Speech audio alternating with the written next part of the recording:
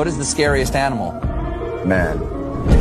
August 9-നാണ് Kolkata RG Kar medical college ആശുപത്രിയിലെ seminar ഹാളിൽ വെച്ച് 31-കാരിയായ PG ഡോക്ടറെ അതിക്രൂരമായി ബലാത്സംഗം ചെയ്ത് കൊലപ്പെടുത്തിയത്.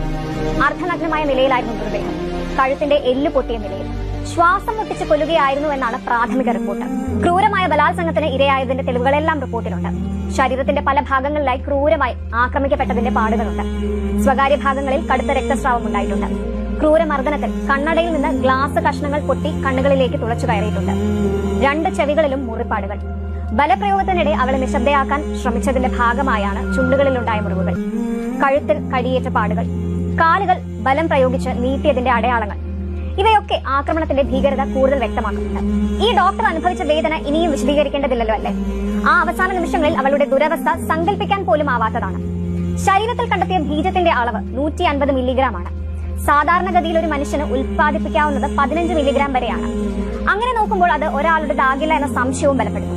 റിപ്പോർട്ട് നോക്കുമ്പോൾ കൂടുതൽ പേർ കുറ്റകൃത്യത്തിൽ ഉൾപ്പെട്ടിരിക്കാമെന്നാണ് സൂചന. PG വിദ്യാർത്ഥിനി ധരിച്ച വസ്ത്രവും അസമയത്തെ സന്ദർശനവുമൊക്കെയാണ് ചിലർ ചർച്ചയാക്കാൻ ശ്രമിക്കുന്നത്. സ്ത്രീ ധരിച്ച വസ്ത്രം, ഇറങ്ങി നടന്ന സമയം, ഒറ്റയ്ക്കോ കൂട്ടായോ, ഇതൊക്കെ ചോദിക്കുന്നവരോട് പറയാനൊന്നേ ഉള്ളൂ. ഈ ഡോക്ടർ ജീവൻ രക്ഷിക്കുന്നതും രോഗികളെ രാപ്പകൽ വ്യത്യാസമില്ലാതെ ശുശ്രൂഷിക്കുന്നതുമായ ഈ 31-കാരിയായ ഡോക്ടർ 36 മണിക്കൂർ നീണ്ട ഡ്യൂട്ടിക്ക് ശേഷം വിശ്രമിക്കാൻ പോയതാണ്. ഡോക്ടറുടേതായ വസ്ത്രധാരണം.